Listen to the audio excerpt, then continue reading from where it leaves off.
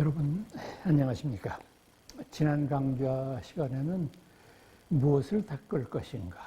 불교의 수행이라고 하는 주제 중에서 우선 수행이라고 하는 본격적인 닦음에 들어가기 전에 5계가 가장 중요한 것이다. 그래서 그 불교에서 말하는 5계에 대한 해설을 말씀드렸고, 이제 이번 시간부터 수행에 대한 말씀을 드리는데, 오늘 여러분들한테 말씀드릴 주제는 뭐냐 하면, 우리가 불교 수행에서 가장 중요하게 여겨오던, 역사적으로 봐서 참선 수행이라고 하는 것, 그리고 최근 들어서 우리나라에서 상당히 선풍적인 인기를 모으고 있는 명상 수련 가운데 하나인 위파사나라고 부르는 선수행, 이 둘을 집중적으로 말씀드리려고 합니다.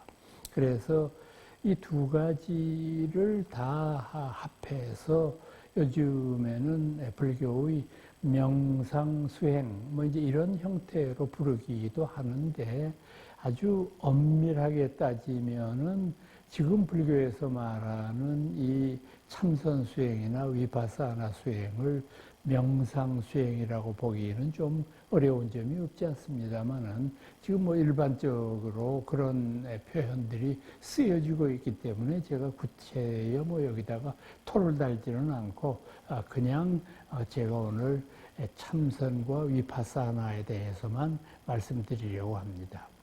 우선 참선이라고 부르는 그 개념은 인도말의 드흐야나, 우리가 육바라밀 했을 때 6번째가 드흐야나, 선나 이렇게 번역을 했다가 나중에 나자가 생략이 되고 선 한 글자만 남아서 이제 통상 얘기하는 그건데, 이 선나 드흐야나라고 하는 인도말의 본래 의미는 뭐냐 하면은 선정의 본래 뜻이 정신 집중입니다.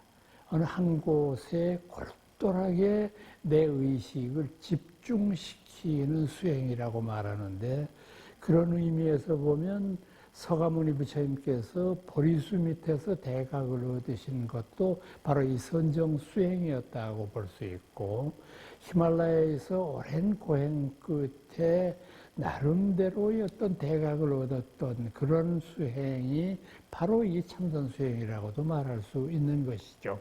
그런데 이제 우리나라에서는 참선 수행에도 여러 갈래가 있거든요.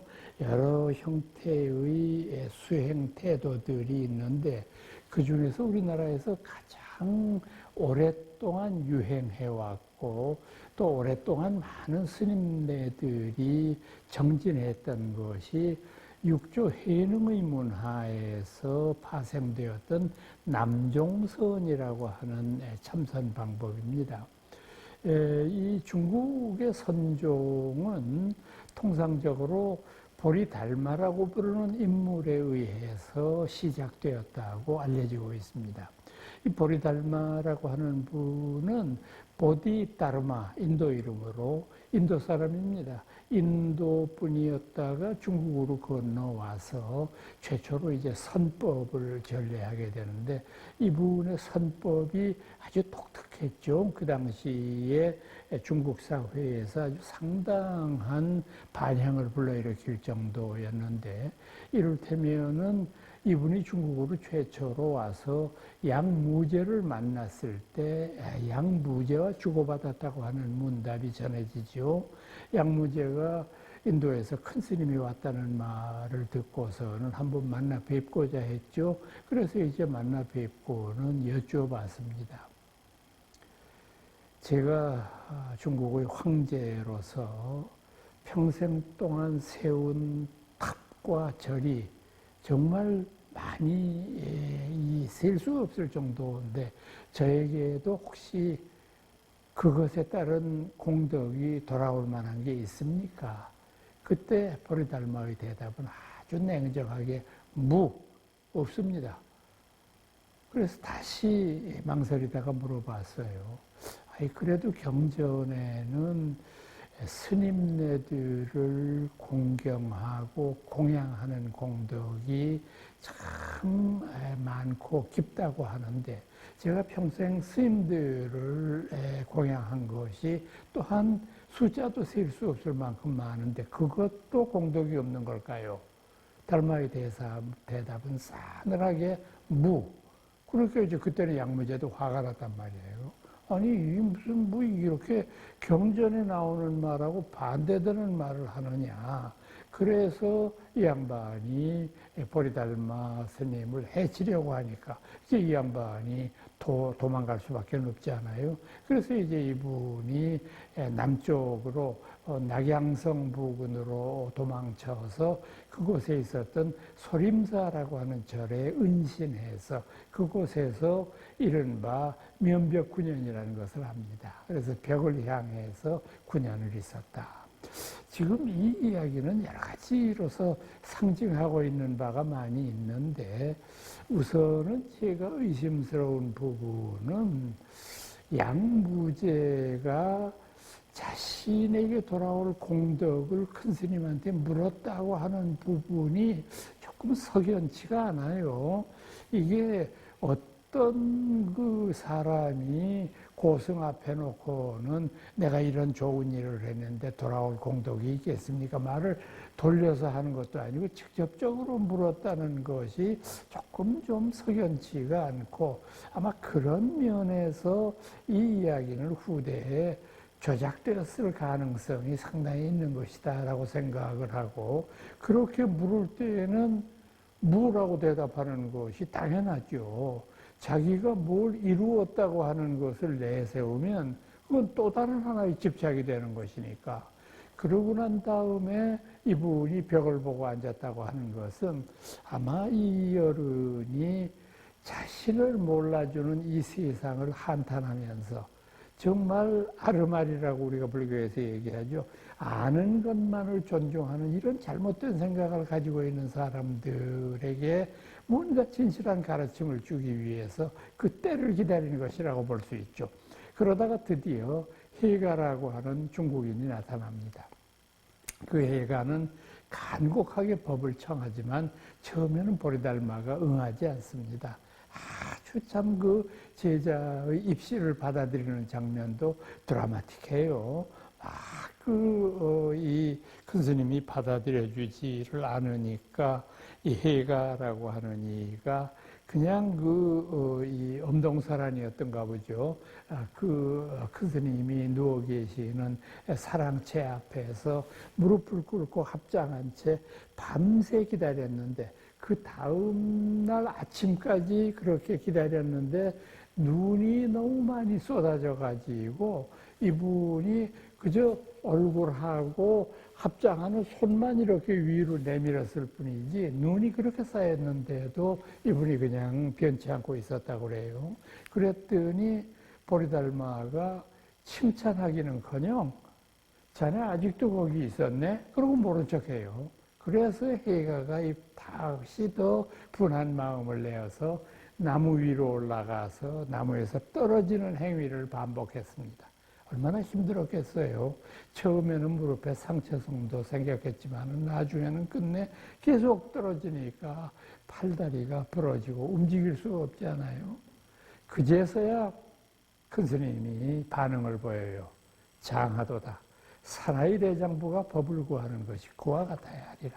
그래서 그 이조에게 당신의 법을 전함으로써 중국의 선종이 시작이 됐죠.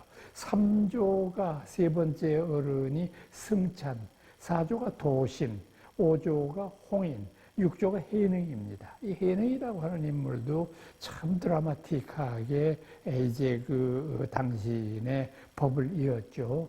이 6조 해능의 자전적인 기록이 6조 단경이라고 하는 겁니다. 그러니까 이 어른이 6조가 되기까지의 과정을 참 멋있게 표현한 그런 아름다운 글인데 이 6조 해능의 참선 선법을 우리가 통상 남종선이라고 부릅니다. 왜 남종선이라고 그러냐면 육조의 출신이 서주라고 하는 데거든요. 이 서주는 중국의 지형에서 남쪽에 속하죠. 영남이라고 부르는 지역입니다. 그래서 남쪽으로 유행했던 선이다 해서 남종선.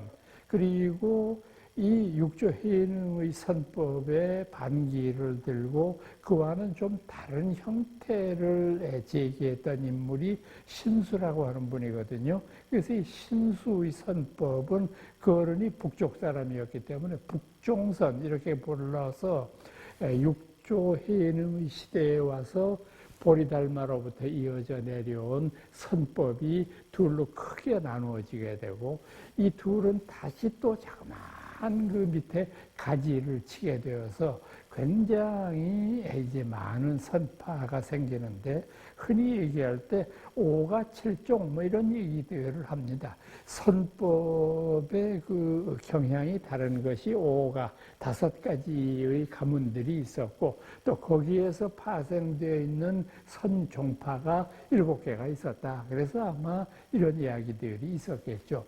그 중에서도 이제 가장 성행했던 것이 지금 말씀드렸던 육조해능 문화에 있어서의 많은 그 선파들인데 이 육조해능의 선법을 정말로 명실공히 크게 일으킨 인물은 그분의 선주상좌에 해당하는 임재의현이라고 하는 사람이에요. 이 사람이 아주 육조해능의 법을 이어받아서 남종선을 확고한 중국 선종의 선두주자로 만들었는데 이 어른의 선법이 지금 여러분들한테 말씀드리는 남종선의 주류가 되었는데 우선 이 임재의현은 어디에 착안을 했느냐 하면은 참선을 수행하더라도 그냥 그대로 수행한다고 해서 정신 집중한다고 해서 깨우침이 얻어지는 건 아니거든요. 그러니까 어떤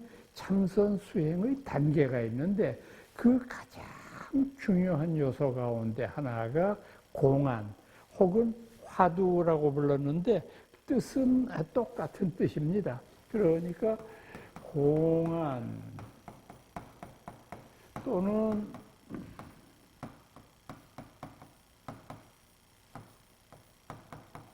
화두 이렇게 부르는 것은 어떤 여러분들 그 이제 어려운 그 표현으로 이해하시지 말고 글자가 어려우니까 근데 어떻게 생각하셔야 되느냐 하면 근원적인 의문이라고 생각하시면 됩니다. 삶과 죽음에 있어서 피상적인 것이 아니라 근원적인 의문들을 뭉쳐놓은 것이 화두니 혹은 공안이니 하는 육조해능선의 가장 중요한 선수행 기법이 되는 건데 이것을 화두와 공안을 다 모아놓은 책이 벽암록이라고 하는 책이 있어요. 이 벽암록이라고 하는 선서에는 모두 117가지의 화두들이 모여 있는데 이 화두들은 지금 저희들의 상식으로 보면은 조금 이해하기가 어려운 내용들이 많습니다.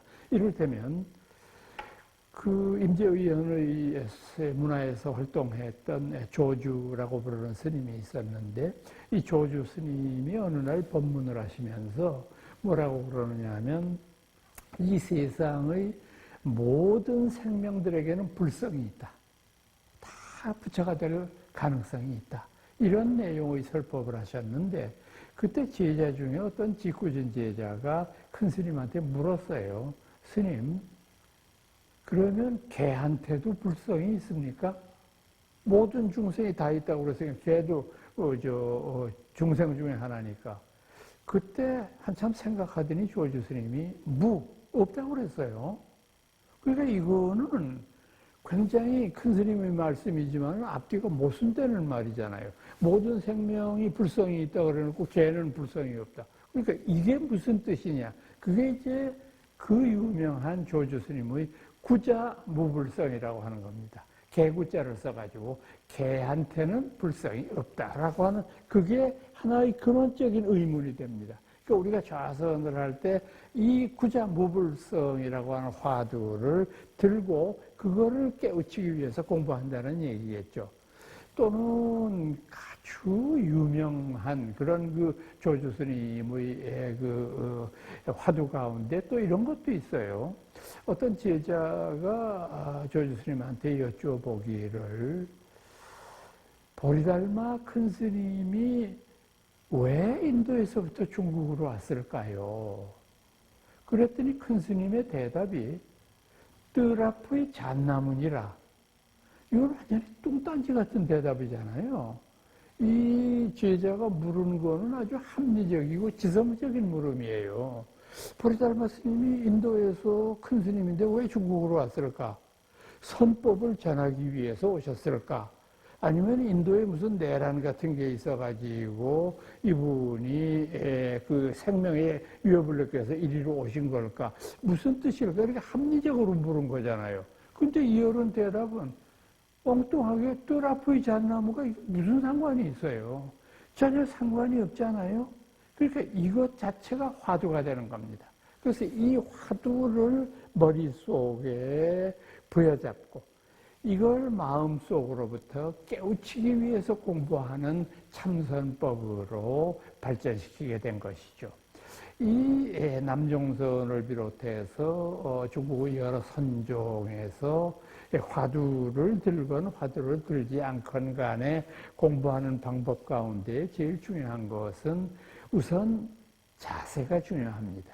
자, 여러분들도 저하고 같이 자세를 한번 취해 보시죠. 우선은 이 자세에서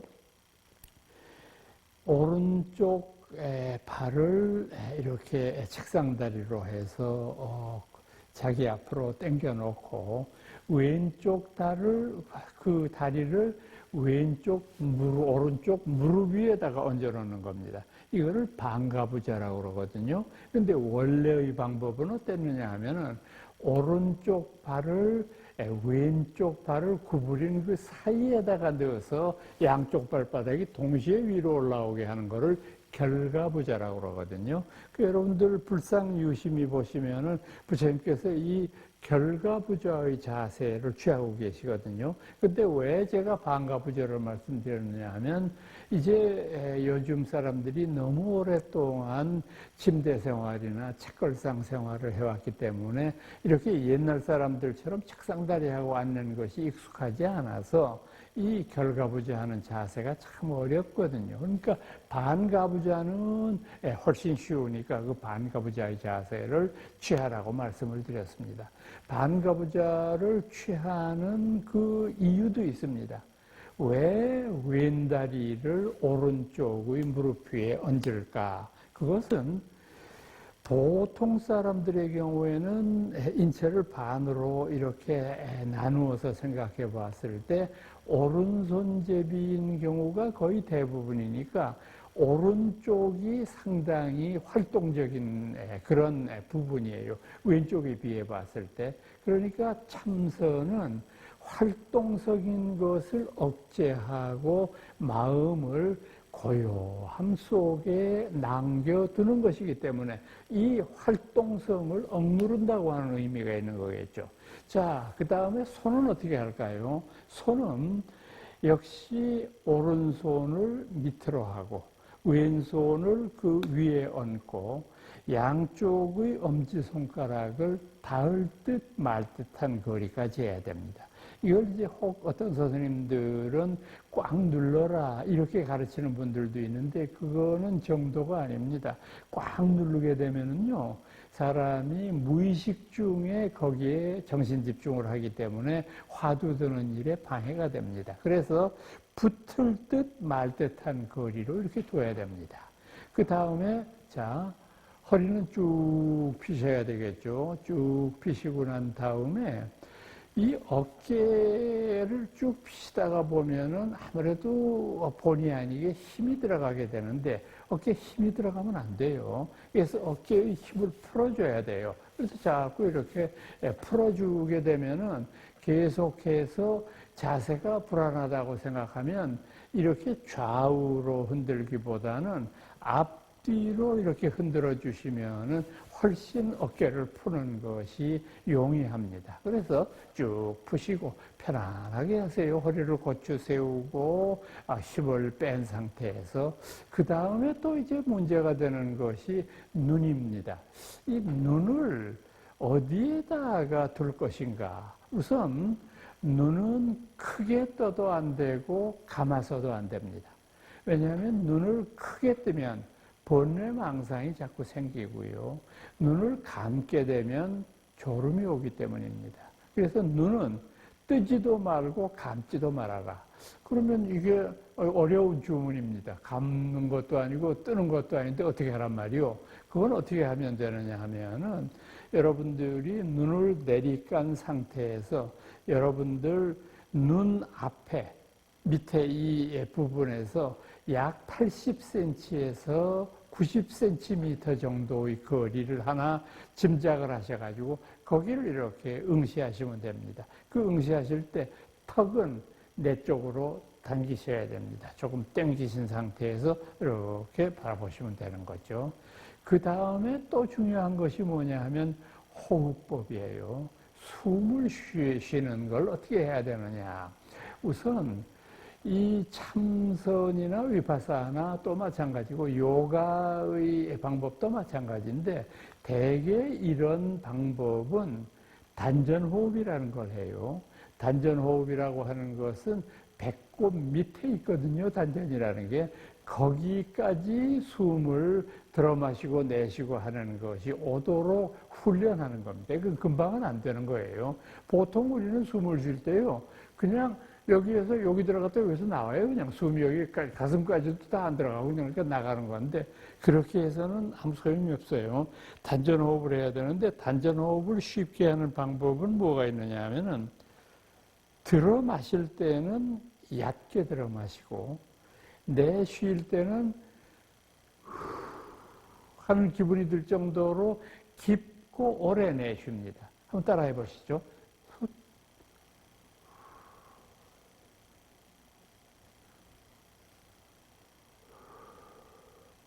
여러분도 모르는 사이에 아랫배에 힘이 들어가고 아랫배가 불룩불룩하고 움직여지게 되죠. 이게 이제 단전호흡이 시작되는 겁니다. 이거를 조금만 계속하게 되면은 참선 중에는 단전호흡이 자연스럽게 이끌어지게 됩니다. 단전호흡을 해야 되는 이유는 뭐냐면 숨을 댈 수 있는 대로 깊고 오래 들어 마심으로 말미암아 외부 세계의 기를 내가 안에 흡수한다는 의미가 되거든요. 또 오래 이렇게 참선하려고 앉아 있다가 보면은 자신도 모르게 이 침 넘어가는 소리에 신경이 쓰이는 경우가 있어요. 이 침을 안 넘어가게 하는 방법은 뭐가 있느냐 하면은 입은 지금 꽉 다물었지 않습니까? 꽉 담은 입에서 혀를 세워서 혀를 입 천장에 붙여보세요. 그러면 이것이 자신도 모르는 사이에 침이 자연스럽게 흘러내려가서 꿀꺽꿀꺽 하는 이런 소리가 안 나도 충분히 신경 쓰일 일이 없는 거죠. 이렇게 해서 단전호흡을 하기 위해서 제일 처음에 시작하는 참선은 어떻게 해야 되느냐. 단전호흡을 할 겸 또 망상을 없앨 겸 해서 마음속으로 숫자를 하나에서부터 10까지 셉니다. 하나, 둘, 10까지 다 세시고 난 다음에는 9, 8 이렇게 거슬러 올라가서 다시 제로가 될 때까지 내려갑니다. 이런 방법을 한 2, 3분 동안만 반복해도 굉장히 번뇌망상이 사라지는 데 도움이 됩니다. 자, 여기까지 준비하셨으면 그 다음부터는 본격적으로 아까 제가 말씀드렸던 그 화두 있지 않습니까? 왜 그럴까? 제가 말씀 하나 안 드린 화두는 뭐가 있느냐 하면 비교적 합리적인 화두도 있어요. 지금 말씀드린 거 구자무불성이라든지 또는 아까 말씀드렸던 뜨라포이 잣나무니라 정전백수자 이런 것들은 참 비합리적인 그런 해답들인데 이걸 굉장히 합리적인 의문으로 한 것도 있어요. 그건 뭐냐면 부모 미생전 본래면모 이런 화두도 있어요. 그건 뭐냐면 어떤 큰 스님이 제자들한테 물었습니다. 그대들의 부모가 태어나기 이전에 그대는 어디 있었는고? 정말 억장이 막히는 질문이에요. 제가 어디서 왔을까요? 부모님으로부터 오지 않았어요. 부모님은 할아버지 할머니, 할아버지 할머니는요, 증조부 증조, 고조부 고조부 이렇게 계속 올라가다가 보면 나중에는 헷갈려요. 진짜 원숭이에서부터 온 것 같기도 하고 뭐 아닌 것 같기도 하고 아무리 따지고 올라가 봐야 끝이 안 나잖아요. 그러니까 부모 미생전 본래 면모라고 하는 것은 나의 근원에 대한 원천적인 질문이잖아요. 그대는 어디서부터 왔는가? 그대는 어디로 가는 것인가? 이런 억장이 막히는 질문을 받아들고 이것을 마음속의 고뇌로 응어리진 하나의 그 고뇌로 생각해서 이거를 깨뜨려 버리기 위해서 우리가 노력한다는 의미입니다. 이런 화두를 들고 이 화두를 잡고 공부하는 것을 남종선의 가장 중요한 일이라고 생각을 하는데 이 역사적으로만 보면은 앞서 말씀드렸던 벽암록에 보면은 참 많은 큰 스님들이 이 화두를 깨치고 도를 얻은 그런 아름다운 케이스들이 많이 있습니다. 대표적인 몇 가지만 말씀드릴게요. 옛날 큰 스님네들이 성불한 아주 아름다운 인연들인데 이 남종선의 위대한 전통을 잇는 이 가운데에서 구지선사라고 하는 분이 있었어요. 구지, 왜 구지라고 불렀느냐 하면 이 어른은 손가락선을 하던 분이에요. 제자들이나 혹은 방문객들이 큰 스님한테 부처님이 오신 뜻이 뭡니까? 그러면 탁 엄지손가락을 들어 보이고 또는 불법의 대의가 뭡니까? 해도 역시 오른쪽 엄지손가락을 들고 그래서 손가락 드는 스님이라고 그래가지고 구지선사 이렇게 불렀던 분입니다. 자, 이분이 어느 날 볼 일이 있어서 출타를 했다가 볼일 다 마치고 절에 다시 왔습니다. 시자한테 물었어요. 오늘 뭐 손님들이 많이 왔었나? 예, 오늘도 뭐 스님들도 오시고 속인들도 오시고 많이 왔었습니다. 그래, 그분들이 와서 뭘 물었던가? 예, 그 큰 스님이 손가락을 이렇게 들었다고 하던데 정말 그렇습니까? 그래서 너 어떻게 대답했냐? 예, 그래서 저도 큰 스님 물을 때마다 이렇게 대답했습니다. 그러고 자기 손가락을 들어 보였습니다. 굳이 스님이 아무 말씀 안 하시고 그래, 네 손가락 좀 보자. 그 손가락을 이렇게 내보여 드리니까 다짜고짜로 주머니에서 칼을 꺼내가지고 그 엄지손가락을 내리칩니다. 아이가 얼마나 놀랐겠어요. 피가 튀기고 또 아프고 그러니까 막 비명을 지르면서 큰 스님이 이거 보고 도망을 갔습니다. 그때 구지선사가 불렀습니다. 아이야. 그래 막 손을 움켜잡고 도망가던 아이가 큰 스님 쪽을 향해서 돌아봤습니다.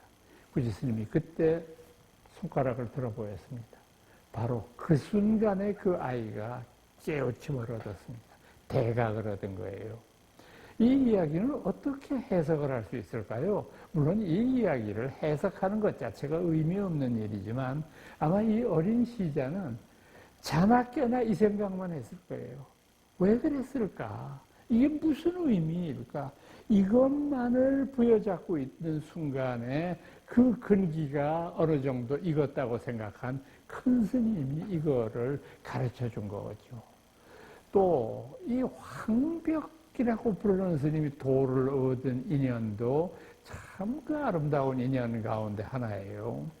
그 황벽 스님이라고 하는 분이 참 조금 전에 말씀드렸던 그 임재의현의 스승인데요. 이 황벽이라고 하는 분이 참 대단한 그런 어떤 그 불법의 대가였기 때문에 이제 그 임재 스님이 이 어른 밑에서 공부를 하는데 3년을 절에 와서 공부를 하는데도 공부는 가르쳐 주지 않고 그냥 일만 시켜요. 뭐 밥해라, 설거지해라, 소지해라, 무슨 마당 쓸어라, 그냥 계속해서 일만 하니까 속이 상해서 어느 날 3년 되던 날 아침에 큰 스님한테 가서 여쭤봤대요. 아니, 스님, 이게 좀 너무하지 않습니까? 계속해서 공부하려고 온 사람한테 이렇게 잡일만 시키니까 제가 오늘 다시 한번 여쭤보겠습니다. 큰 스님, 불법의 대의가 뭡니까? 대답을 안 하고 들고 있던 주장자로 그냥 두들겨 팹니다. 아, 이 사람이 뭐 우선 도망칠 수밖에 없잖아요. 매를 맞으니까. 하루 이틀 지나고 난 다음에 또 가서 여쭤봤어요. 스님, 지난번에 몽둥이질을 하셨는데 불법의 대의가 정말 뭡니까? 아이, 또 이분이 몽둥이질을 해요. 며칠 더 있다가 그냥 화가 나가지고 세 번째는 보따리를 싸가지고 갔어요. 그 스님, 오늘도 또 때리면은 제가 스님 곁을 떠나려고 이렇게 짐까지 싸가지고 왔습니다. 왜냐하면은 스님이 그 불법의 대의를 모르시니까 날 때리겠죠. 대답이 궁하니까. 다시 묻겠습니다. 불법의 대의가 말도 끝나기 전에 또 때리기 시작해요. 뒤도 안 돌아보고 돌아서려고 하는데 임재 스님을 향해서 황벽 스님이 한마디 하십니다. 저 밑에 마을에 내려가면은 대휴라고 하는 스님이 있을 게다. 그 스님 한번 찾아보여라. 그래서 참 정말 의기소침하고 무슨 영문인지도 모르고 매만 두들겨 맞았으니 얼마나 기가 막히겠어요. 그래서 마지막 희망으로 대휴 스님한테 찾아갔습니다. 대휴 스님, 제가 이러고 저러고 이런 일을 겪었습니다. 대휴 스님이 박장대소하면서 말했습니다. 너희 스승이 그렇게 3번씩이나 불법의 대의를 가르쳐 주려고 노력을 했는데 그걸 깨우치지 못하고 나한테 와, 이놈아, 에이 한심한 놈아. 그 말을 듣는 순간 임재 의원이 깨우쳤습니다. 깨우치고 자신도 모르는 사이에 춤을 덩실덩실 추면서 말했습니다. 아, 임재의 불법이 대단한 것도 아니지만 황벽의 불법도 대단한 게 아니구나. 참 재미있는 일화들 아닙니까? 우리나라에도 참 인상적인 대각을 얻은 분이 있어요. 바로 구한말에 활약했던 경허라고 하는 큰 스님입니다. 경허 스님은 대단한 큰 스님이었어요. 구한말의 혼란기에 선법을 다시 부흥시켰을 뿐만 아니라 기라성 같은 제자들을 키워내가지고 참 구한말의 황혼길에 접어들었던 불교의 새로운 어떤 소생의 가능성을 보여주는 분인데, 원래 이분은 출신절이 어디냐 하면은 동학사입니다. 계룡산 기슭에 있는. 그런데 참 젊었을 때부터 천재였던가 봐요. 왜 그러냐면은 나이 19살 때 절에서 강사가 됐거든요. 지금은 강사라고 부르지만 옛날식으로 따지면 이분은 절에서 스님들을 가르치는 교수인 거예요. 강사가 됐으니까. 근데 이분이 교수가 된 나이가 19살이니까 정말로 대단한 분 아니었습니까? 그래서 그분에게 글을 배우기 위해서 많은 사람들이 구름처럼 모여들어서 어느 날 여른이 대전 시내에 볼 일이 있어서 나갔다가 일이 늦어져가지고 깜깜한 밤에 이제 절로 되돌아오는 중인데, 절로 오는데 이제 화전민들 사는, 뭐 자기가 절 입구니까 늘 잘 알죠. 뭐 다들 아는 얼굴들이고. 그런데 그 화전민 마을을 지나는데 뭔가 좀 이상해요. 냄새도 좀 이상하고 집집마다 연기가 피어오르고. 그래서 집집마다 이렇게 두들겨 봤더니 문을 다 안 열어줘요. 무슨 일이 있긴 있는 모양인데 싶어가지고 또 다른 집에 가서 두들기니까 어느 이제 그 집주인이 이렇게 빼꼼히 얼굴을 들이밀더니, 아유 선생님, 여기 이렇게 계시면 안 돼요. 얼른 떠나세요. 왜요?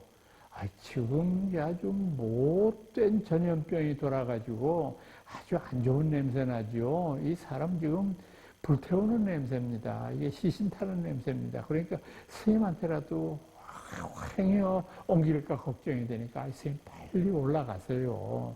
그러니까 이건부 스님이 잠시 좀 쉬어가고 저녁 공양이라도 어떻게 해결하려고 그러다가 이게 그냥 큰일 났죠. 그래서 얼른 이제 절로 돌아가는 중에 참 그렇게 그 평소에 아무 일 없이 댕겼던 길인데 왜 그렇게 멀고 외로운지 가는데 그냥 다리가 후들거려서 갈 수가 없어요. 그리고 비까지 후들후들 내리니까 이 절에 들어가기가 참 불편한 상황이 되어서 할 수 없이 산속에 큰 나무 밑에 주그리고 앉아서 좌선 자세를 취했습니다. 이제는 방법이 없으니까. 그러고 앉아있는데 막 온몸이 사시나무 떨리듯 떨고 그냥 그 여러 가지 번뇌망상이 엄습을 해요.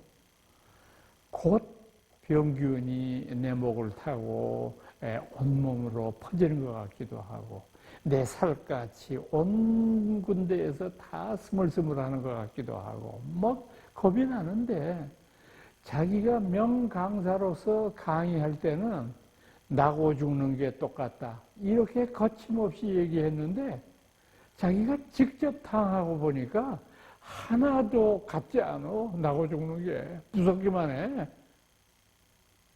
정말 어떻게 뜬 눈으로 세웠는지를 모르게 밤을 지새고 새벽녘 먼독이 틀 무렵 집으로 절로 돌아왔습니다. 절로 돌아와서 아무 소리도 안 하고 제가 조금 일신상에 문제가 있어서 그러니까 매우 죄송합니다. 많은 그 공부하는 수강생들 각자 집으로 돌아가시기 바랍니다. 제가 이제 더 이상 강좌를 할 수가 없습니다. 그러고 다 보냈습니다. 그리고 절에 있던 대중스님들한테도 그저 부탁을 하고 옆에 시중들은 시종 3위승 하나만 남겨놓고는 다 보냈습니다. 그리고 이 어른이 뒷골방으로 들어가서 그곳에서 이제 문을 안으로 걸어 잠근 채 그곳에서 참선을 시작했습니다. 지금 말씀드리고 있는 화두선을 시작했어요. 거기에서 하루에 한 끼씩 주먹밥을 시자가 그 구멍으로 이렇게 보내드리면 자, 다음 날 아침에 그것이 빈 그릇으로 돌아오면 큰 스님이 아직 안 돌아가셨구나 라고 하는 것을 알 뿐이지 돌아가셨는지 안에서 뭘 하시는지 몰라요. 그냥 쥐죽은 듯 고요한 가운데에서 이 어른은 좌선 수행을 하는데 참선을 어느 정도로 이 어른이 열심히 하셨느냐 하면은 밤에 잘 때 자신도 모르게 철야 정진을 하려고 하는데도 졸리잖아요. 그러니까 이 졸음을 쫓기 위해서 턱 밑에다가 널판지를 하나 깔아놓고 이 널판지 사이사이에다가 송곳을 꽂아가지고 이 송곳을 좌선하는 이 밑에다가 이렇게 받치고서 좌선을 하니까 꾸벅꾸벅 졸면 졸다가 쿡 하고 이 턱이 찔리잖아요. 깜짝 놀라서 깨가지고 다시 좌선을 하고 이렇게 공부를 하셨어요. 그러던 어느 날입니다. 어느 객이 지나가다가 아마 큰 스님이 이렇게 다 사람들을 돌려보내고 혼자 수행 정진한다는 걸 모르고 오셨던가 보죠. 시자를 불러서 물어요. 스님, 경화 스님이라는 이가 아주 훌륭하다고 그래서 찾아뵈러 왔는데 왜 이렇게 조용합니까, 저리? 이렇게 저 차에서 스님은 그냥 수행하고 계시니까 뵐 수 없을 겁니다. 그랬더니 이 객이 삼위승한테 물어요. 스님, 만약에 스님들이 하라는 공부는 안 하고 밥만 축내고 살다가 죽으면 죽어서 뭐가 될까요? 이 삼위승이 대답하기가 좀 궁하잖아요. 글쎄요, 소되겠죠, 뭐. 그 사람이 종이 공부를 열심히 해야 되는데 공부도 안 하고 죽었으니 소백 개 더 되겠습니까? 그랬더니 이때 객이 껄껄 웃으면서 스님 나중에 내 생에 서로 태어나더라도 헛뚫린 서로는 태어나지 마세요. 그 말을 듣는 순간에 경호스님이 깨우쳤어요. 그리고 자신도 모르게 방문을 박차고 나왔습니다. 그때 그 삼위승이 그 광경을 잘 묘사를 했어요. 귀신인지 사람인지 모를 정도의 몰골이었다고 해요. 수염과 머리는 길러서 막 흩날리고 대소변을 그 안에서 해결했으니까 그 악취는 온몸을 풍기고 오직 눈만이 형형하게 빛나는 그런 몰골이었다고 합니다. 참 대단한 깨치임을 얻은 순간 아니었겠습니까? 저희들은 이와 같은 남종선의 위대한 전통들이 오늘의 우리들에게도 있을 수 있는 거라고 생각을 합니다. 이제 다음번으로 여러분들께 위파사나의 선에 대해서 말씀드리려고 하는데요. 이 위파사나라고 하는 것은 위라고 하는 말하고 파사나라고 하는 말이 모여서 된 그 합성어로 된 거 아니겠어요? 여기에서 위라고 하는 말은 깨우치다, 나눈다, 이런 의미가 되고요.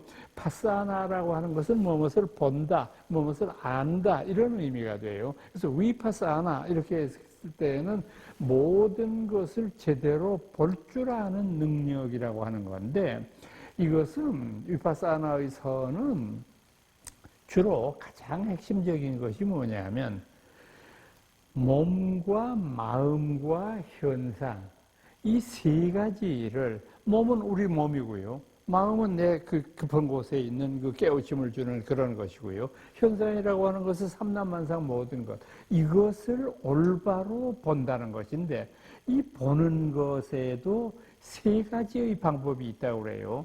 우선 제일 첫 번째는 뭐냐 하면은 즉관이라고 부르는데, 여기 즉자는 관, 똑바로 무엇을 본다, 이런 뜻이 되겠죠. 그 다음에는, 즉관 다음에 있는 것은 수관이라는 게 있어요. 이때 수는 느낄 수자잖아요. 느낄 수자라는 게 뭡니까?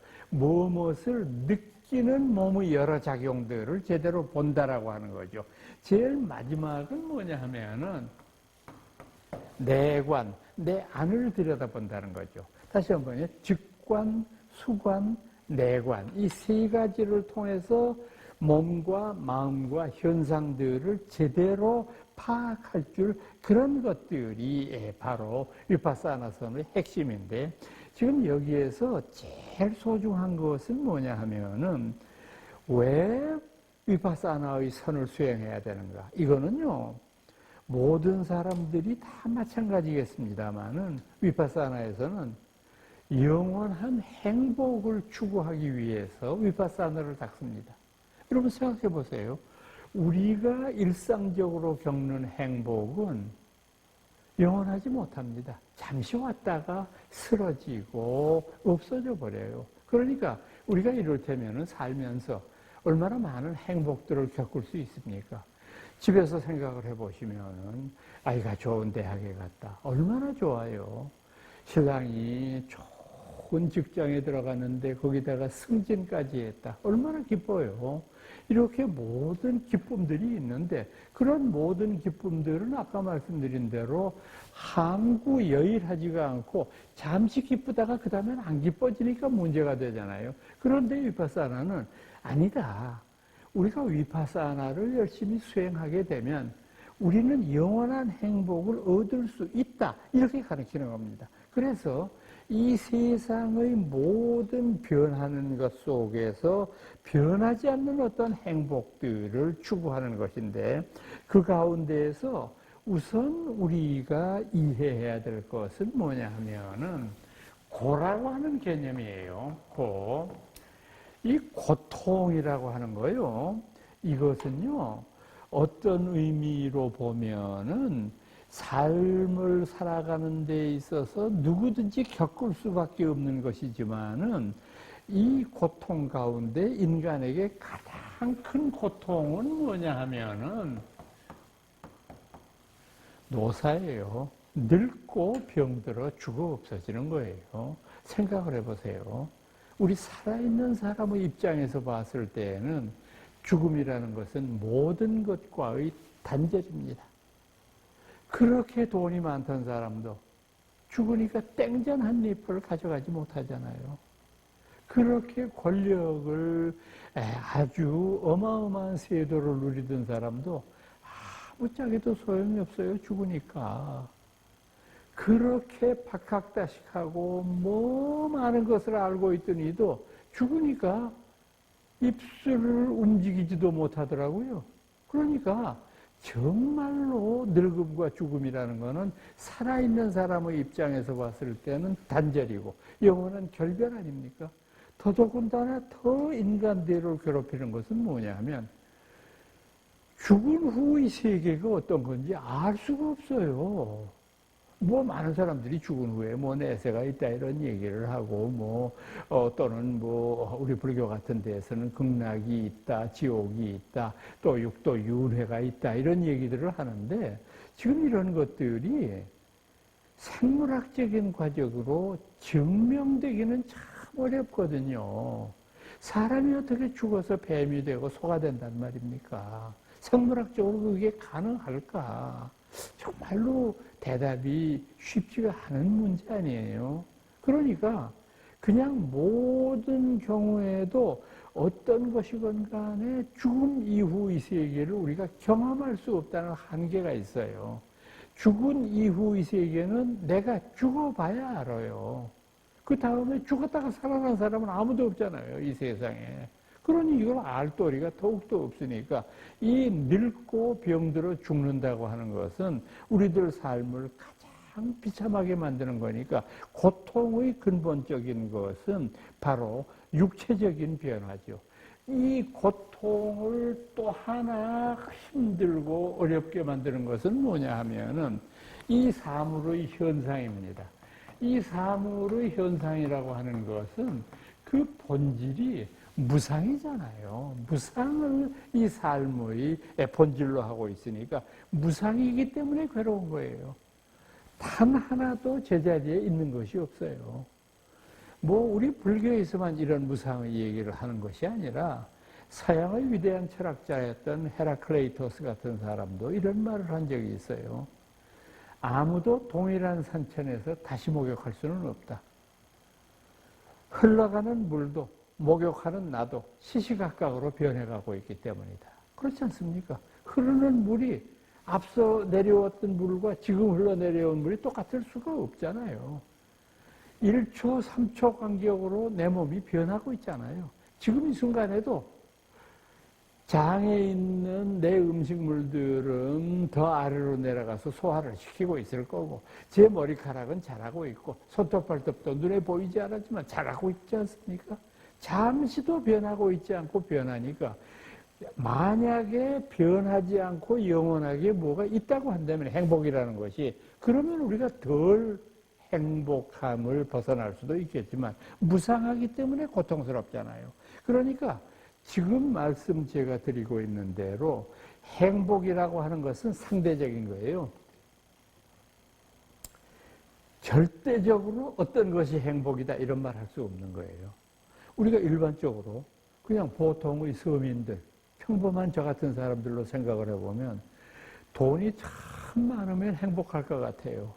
그렇지 않습니까? 돈이 백두산만큼 많으면 얼마나 행복할까? 제가 혼자도 그런 생각을 해볼 때가 있는데 조금 생각을 해보면 돈 많은 사람들도 결코 행복하지 않더라고. 여러분들 보세요. 돈 많은 사람 집안치고 형제끼리 불화하고 싸움하고 소송하지 않는지 보셨어요? 돈 없는 집에는 소송하는 경우 없잖아요. 돈 많은 게 오히려 병폐가 돼가지고 서로 싸우고 또 부자 3대 못 간다는 말이 있지만은 그렇게 해서 엄청나게 많은 부를 유지해도 참 이것도 언젠가는 흙먼지처럼 무너지잖아요. 저희들처럼 아무것도 갖지 못한 사람은 죽을 때 뭐 아무것도 안 가졌으니까 그냥 별로 억울할 게 없을 텐데, 그렇게 많은 거 가지고 있다가 하나도 못 가지고 가면 진짜 억울할 것 같아. 나 억울해서 못 죽을 것 같아, 그거지. 그러니까 이렇게 생각해 보면은 우리가 행복이라고 하는 것에 절대성은 없고 상대적이라는 것밖에는 말할 수 없는 것이다. 무아와 더불어 또 하나 우리들의 삶을 괴롭게 하는 것이 뭐냐? 그게 바로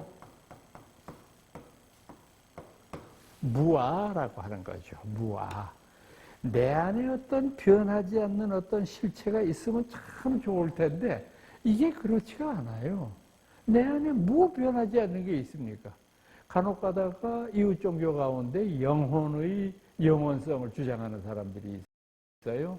그런데 곰곰 생각해 보면 영혼도 육체가 있을 때, 내 안에 있을 때 영혼이에요. 내가 죽고 나면 영혼이 빠져나간다고들 얘기를 하는데 그럼 빠져나가서 어디를 갈까?